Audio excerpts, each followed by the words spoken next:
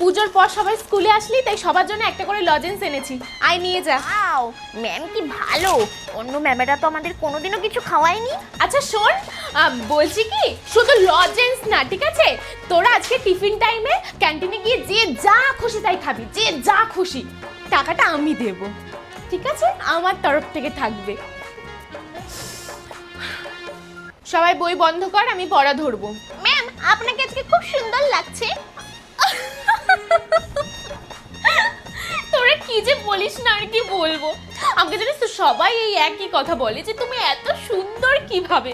আমি কি করে বলবো বল, কিন্তু আমি জানিস তো কোনো রকম কোনো মেকআপও করি না, আর নিজের যত্নও নিই না, তাও আমাকে এত সুন্দর লাগে। আচ্ছা, রাজা কুমিরের পিঠে চড়ে বনে যাচ্ছে, এখান থেকে রিডিং পড়। ম্যাম, আপনি এত সুন্দর রিডিং কি করে পড়েন বলুন তো।